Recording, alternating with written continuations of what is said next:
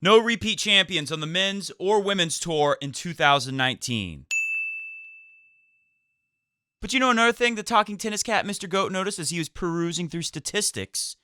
We haven't had 4 seeds in the Final Four of a tournament in quite some time. In fact, it's rarely happened at all this year. We came close in Monte Carlo with 3 seeds. Marrakesh, we had 1 seed in the Final Four. Houston, 1 seed again. Miami, again coming close with 3. Thank God for Roger Federer. And it's the tournament right before that where we last had 4 seeded players in the Final Four, the semifinals of the tournament. They were Roger and Rafa, former leader of Canadian cartel Milos Raonic, and you guessed it, Frank Stallone. Österreich. Let's hear it for those German-speaking tennis players with one-handed backhands.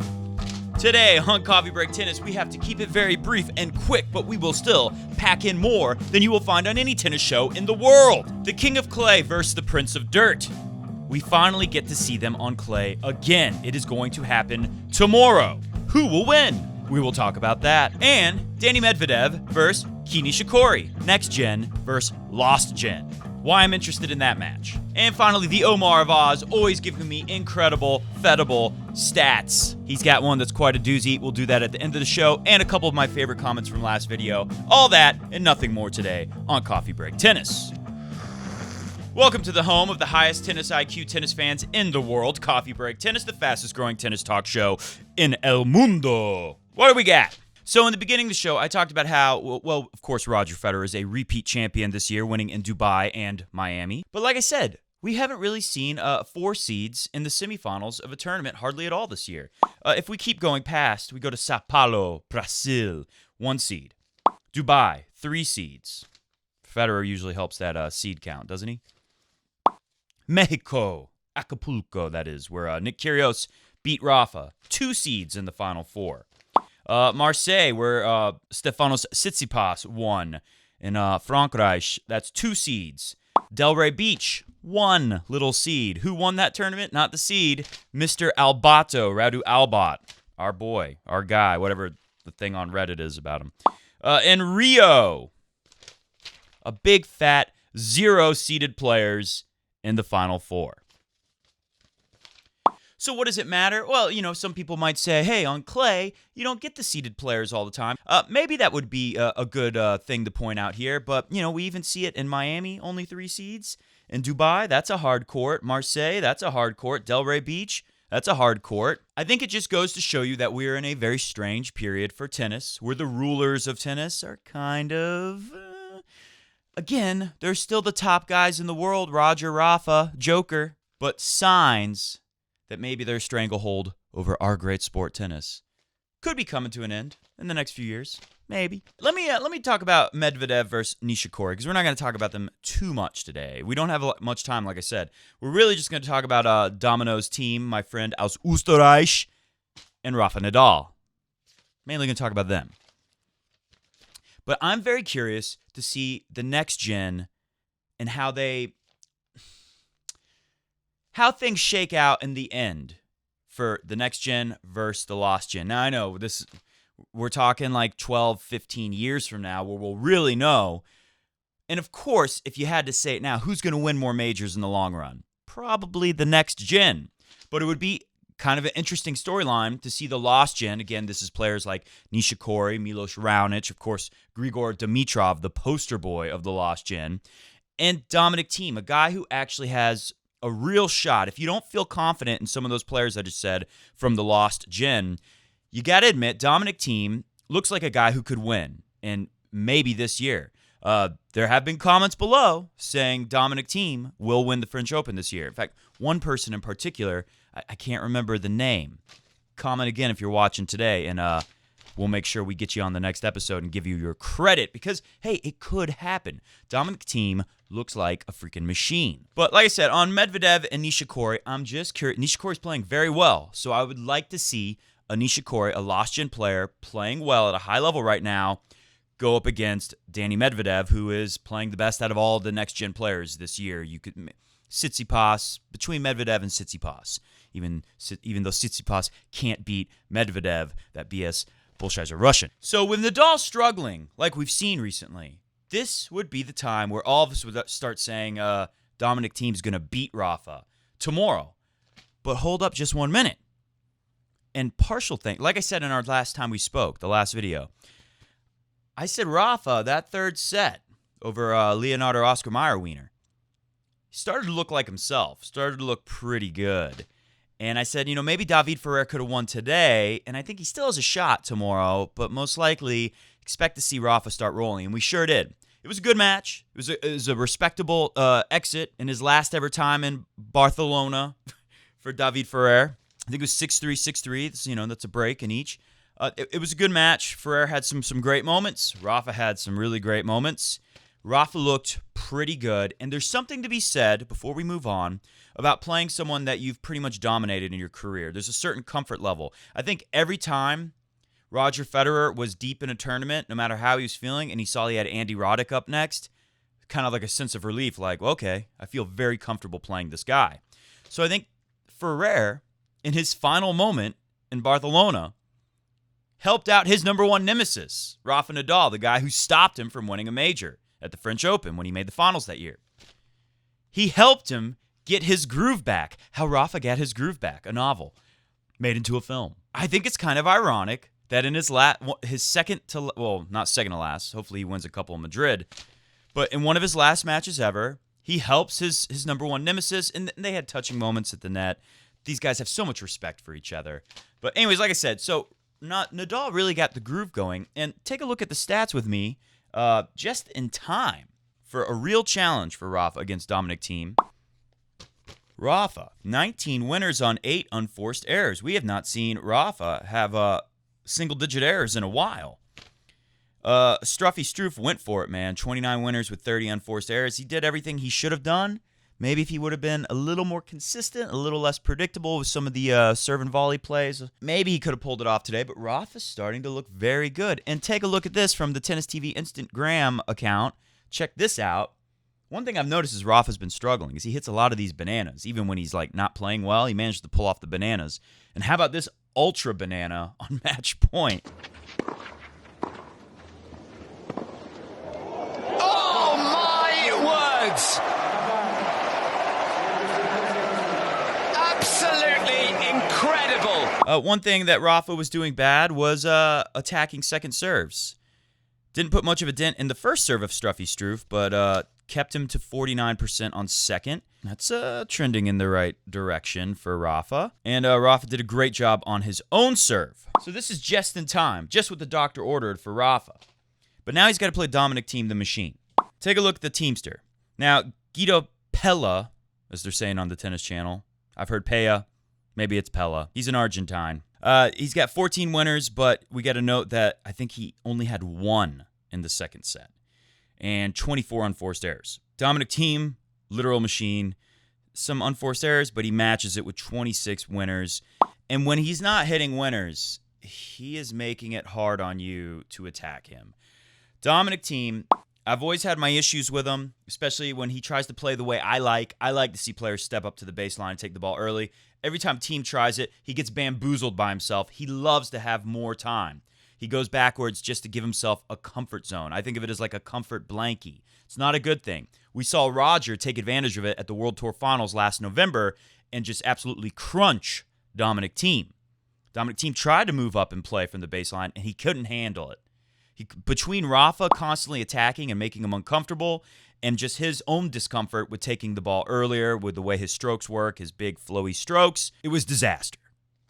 But, like I noticed with a lot of players, beginners, and players even more my level, the 5-0 level, if you're familiar with our U.S. Skill level ranking device, whatever you call it, rating system, that would have been a better choice of words. I noticed from my own game and other players around my level that I see that, like in doubles, when you're already at the net, a lot of times some guys are really uncomfortable. They don't really know how to get their feet going and get ready for the volley. You know, they're not as disciplined with the split step at the net, I think is what it comes down to. But then players who play more singles and not as much doubles, they're able to hit a ball and follow it into the net and have good footwork and hit a good volley. But they're very uncomfortable if they're just standing there. And I kind of feel like that about Dominic Thiem. If he's just stuck on the baseline waiting, he's not as good with his feet, with everything, his prep. But when he's attacking you from his comfort area and he sees that he's now pushed you away, he's pushed you way out of position, he's able to come in and hit drop shots, come to the net. He's doing that more than ever. And take the ball extremely early. And all that power he puts to kind of push you back a little, it doesn't hurt you as bad when he's far back. But when he hits one of those, as we saw Indian Wells against Federer, when he hits the ball with all that spin and power that Dominic Thiem can produce right from the baseline or even inside of it, I mean, it's game over. It's a winner or you're screwed. It puts you on a desert island like Fonini did with that backhand up the line to Rafa. So take a look at this 1 point that I've pulled for you, and hopefully we won't get in trouble for showing it. This 1 point will illustrate perfectly for you how Guido Pella, how he was able to hit a ton of winners in the first set because he was constantly on the line dictating play. Maybe not constantly, but way more. In the second set, he'd pretty much given up and had just had to fall way back and try to do what he can with all that Dominic Thiem spin and power. But watch this 1 point from the first set where Pella is kind of dictating play from the baseline, but Thiem, in his comfort zone, he's able to just hang in there, hit that power ball, not give anything too easy to hit a winner with. But soon as you leave it a little short, the next ball puts you on major defense, and Dominic Thiem is being a lot smarter to me. I mean, we've seen him great on clay in the past. He's done it before, but the important thing is he's doing it right now. Very smart about coming in and finishing you pretty quick. We even saw him go to the net, hit some droppers. Not so good with the drop shots right now, but everything else, pretty spectacular. Take a look.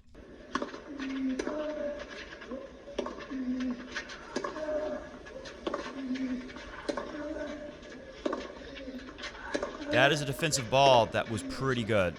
This one, it's over now. Now he's way out of position, and Thiem's at the net with a beautiful drop shot there. And look at Mr. Goat spoiling the party. He can't get there.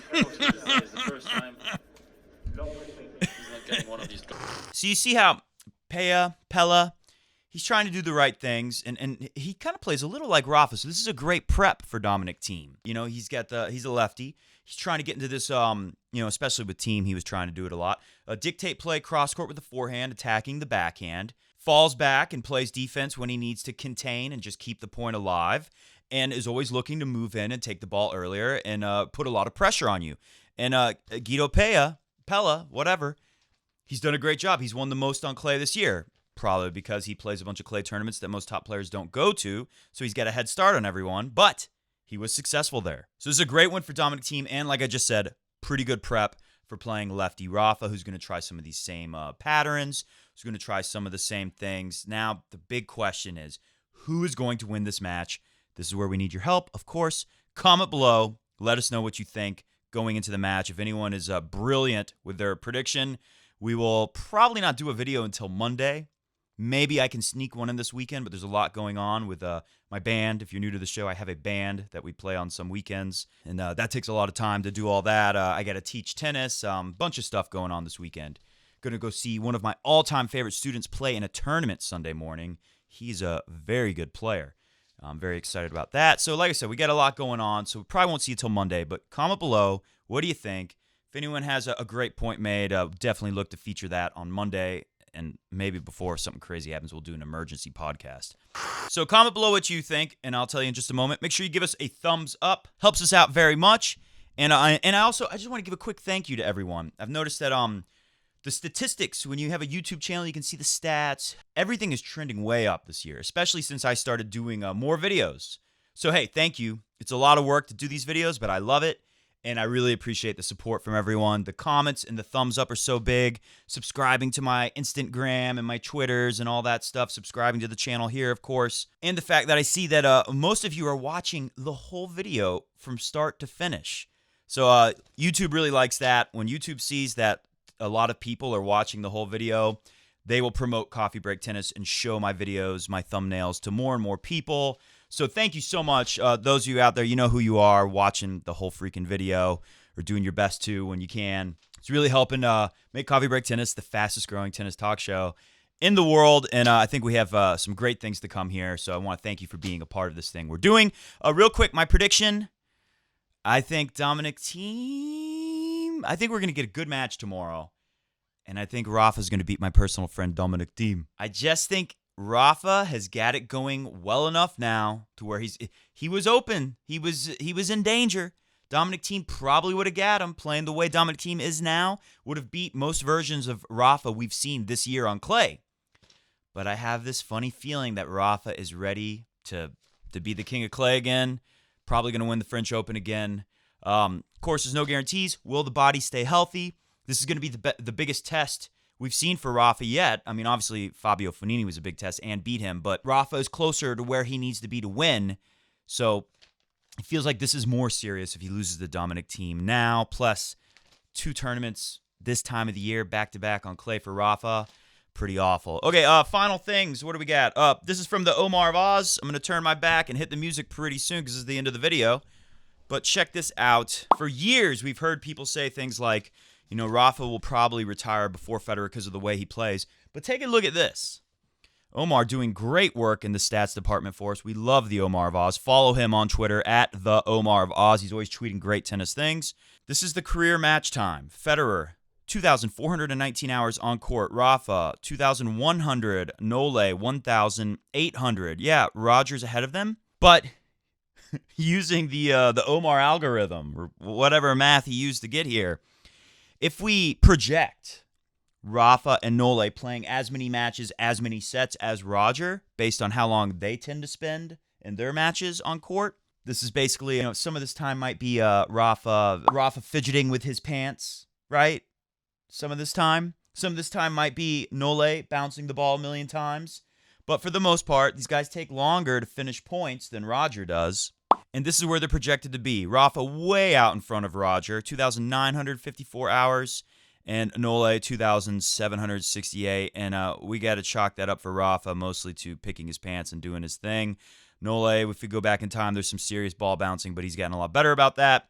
So there you go. If you look at that stat from the Omar of Oz, fabulous, beautiful Omar of Oz, this helps a lot of people, I'm sure, understand why Roger Federer looks so fresh at a much more advanced age than Rafa and Joker, and why, why he's still able to compete at such a high level, because it's not just the court time, too. Don't forget, Roger's points, they're not as brutal on the body. He's a little softer on his feet than those guys, so that says a lot. Finally, a couple comments. Martin Hall, the Canadian Cartel, the Prince of Dirt. Matt, how do you come up with these great epithets? The Canadian Cartel, I mean, you can tell that's 100% me. I just thought of that the other day. I've been saying El Chapo, thinking about El Chapo and how funny that is forever, and it hit me all of a sudden. The Prince of Dirt, I saw that on Tennis Channel. I've heard that before. I didn't make that up, but it's still funny. I'll say it. Gabriele Gianfranceschi. Hi, Matt. I follow you from Italy, and you are great and so funny. Go, Roger. But Gabriele, there was an Italian thing. Oh, you didn't comment. Gabriele, you didn't comment. You got to tell me. Am I saying Turin right? Turin, Italy? Turin. How do I say it? You're supposed to tell me. I said somebody from Italy. Let me know if I'm saying it right. Anyways, appreciate the comment very much. Thank you. Action Jackson. It wouldn't be CBT if you didn't say Barcelona. Yeah, he's actually right about that. I might go back to the old way. Luka Banic. Matt, nice show. Zverev is 21st in the race to London. I think that will shrink even more. Do you think the finals moving to Torino is a good or bad change? I don't know. I don't know anything about the city. It's hard to say. They've done this before. You know, the finals used to be in Houston. They used to be in Shanghai, I think. Those are some pretty good years with Federer.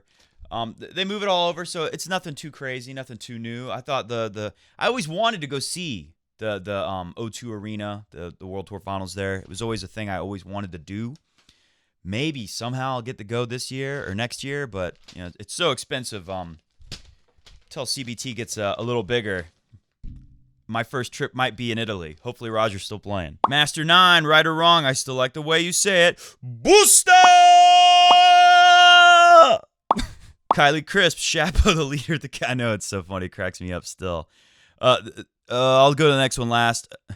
Josh Vanhee, I can't even read his. Damn, Matt, you're so off the cuff funny. It's too glowing. It's too glowing. It's too nice. I'll explode. My head will blow up if I read it. Thank you, Josh. It means a lot. It helps. You guys, I wish you guys understood when I read comments like this how much it keeps me motivated to keep making videos.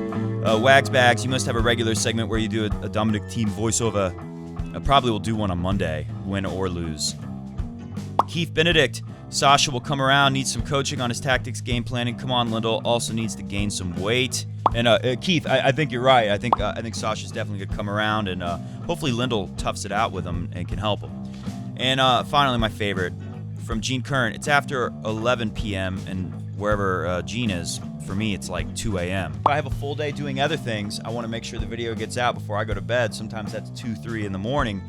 So when I am up late and I see this comment from Gene here, Gene Kern, it's after 11 p.m. here and I am up watching your latest CBT edition. You are always clickbait for me. I love your commentary and your insight. Thank you. Hey, Gene, thank you. Especially, I remember seeing that pop up right before I went to bed and I had this big smile and I thought, it's all worth it. See ya! And finally, the votes are in. And Entertainment Weekly has chosen its funniest man alive. And who is the funniest man alive? You guessed it, Frank Stallone. Congratulations, Frank Stallone.